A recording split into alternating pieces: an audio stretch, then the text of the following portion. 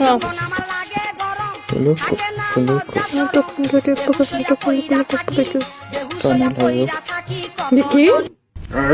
بالله من الشيطان الرجيم.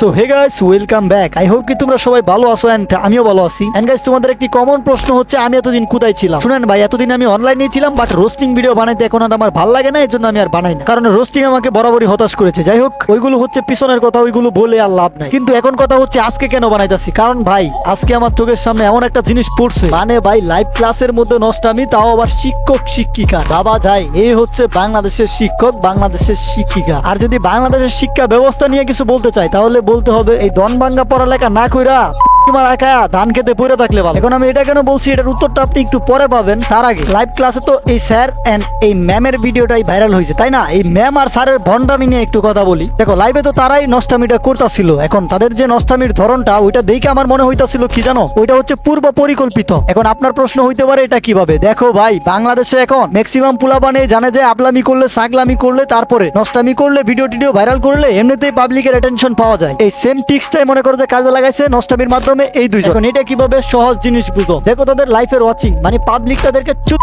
না, কিন্তু চুমাচাটি বা নষ্টামি আপনারা যেটাই বলেন, ওইটা ভাইরাল হওয়ার পরে এই দুইটারে নিয়ে যেই ভিডিও বানাইতেছে, ওর ভিডিওতেই মনে করেন যে লাখ লাখ ভিউ হইতাছে। মানে ভাই আপনি চিন্তা করছেন, এদের নষ্টামি নিয়ে যেই ভিডিও বানাইতেছে তার ভিডিওতেই লাখ ভিউ হইতাছে। মানে ভাই চিন্তা করছেন, এই নষ্টা শিক্ষক শিক্ষিকাকে লাখ লাখ মানুষে দেখতাছে, মানে তাদেরও একটা ফেস ভ্যালু দাঁড়াইতেছে অনলাইনে। এখন হোক সেটা খারাপ ভাবে অথবা ভালোভাবে, দিন শেষে এই ফেস ভ্যালুর উপরে ভর করেই তারা চলে যাবে লাখ লাখ মানুষের সামনে, তারাও হয়ে যাবে ইনফ্লুয়েন্সার, সেলিব্রিটি। যেমনটা জান্নাত তোহার ক্ষেত্রে ঘটছে আর কি। জান্নাত তোহা চাটাচাটি করে সেলিব্রিটি হয়ে গেছে, সেম এরা দুজনও মনে করো যে নিজ ইচ্ছায় লাইভে নষ্টামি করে তারাও সেলিব্রিটি হয়ে যাবে। তারপরে দিন শেষে দেখবা যে মানুষ এদেরকেও একসেপ্ট করে নি। আর আমাদের এই বাংলাদেশে সচরাচর এমনটাই হয়ে থাকে। উদাহরণস্বরূপ আপনারা এই মেয়েটাকে দেখতে পারেন। এই মেয়েটার নাম হচ্ছে আরু। এই মেয়েটা বউ ব্যবসায়ী কমিউনিটির সবচেয়ে বড় বউ ব্যবসায়ীর বউ।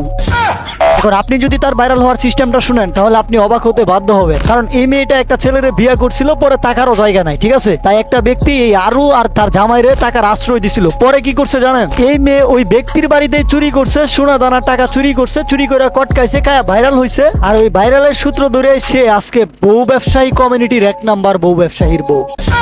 তার মানে বুঝেন, শেষরা কিছু পাবলিক তাদেরকেও অ্যাকসেপ্ট করে নিছে। সেম ওইতে এই নষ্টা শিক্ষক শিক্ষিকাকেও অ্যাকসেপ্ট করে নিবে। যাই হোক, এদের মতো মানুষকে নিয়ে আর কথা বলে লাভ নাই। এখন কথা বলা যাক বাংলাদেশের ভাঙ্গাচুরা শিক্ষা ব্যবস্থা নিয়ে। দেখো, বাংলাদেশের শিক্ষা ব্যবস্থার এমন একটা অবস্থা, যেখানে কিনা পোলাবানদের আলু ভর্তা বানানো শেখানো হয়। কোন ব্রিটিশ বেড়ায় 1961 সালে ইঞ্জিন বানাইছে, ওই বেড়ার ইতিহাস পড়ানো হয়। ওই বেড়ায় কোন সময় পয়দা হয়েছে, ওই বেড়ায় কয়টা বিয়া করছে, ওই বেড়ায় কয় বাচ্চার বাবা হয়েছে, কবে মারা গেছে, তার মা কে ছিল, তার বাবা কে ছিল। আরে ভাই, ওই বেড়ার কিচ্ছা কাহিনী দিয়ে কি আমরা বালটা ছিড়মু? ওই বেড়া জিনিসটা বানাইছে, ওই বেটার নামটা আমরা জানতে পারছি, দ্যাটস এনাফ। তারপরেও যদি ওই বেটা সম্পর্কে আমাদের জানতে হয়, তাহলে আমরা জানবো কিভাবে সে ইঞ্জিনটা বানাইছে, কি জিনিসের পরে কি দিয়ে আসলে জিনিসটা তৈরি করছে সেটা সম্পর্কে জানবো, যাতে করে এটা থেকে আইডিয়া নিয়ে আমরা নতুন আরেকটা জিনিস লঞ্চ করতে পারি, নতুন আরেকটা ইঞ্জিন বানাইতে পারি। বই লেখা হওয়া উচিত এরকম, শিক্ষা ব্যবস্থা হওয়া উচিত এরকম। কিন্তু না, আমরা বাঙালিরা তো ব্রিটিশ বেড়াগো পয়দা কিচ্ছা কাহিনী পড়তে পড়তেই কাহিনী শেষ, সাথে আলু ভর্তা বানানোর কাহিনী তো আছেই।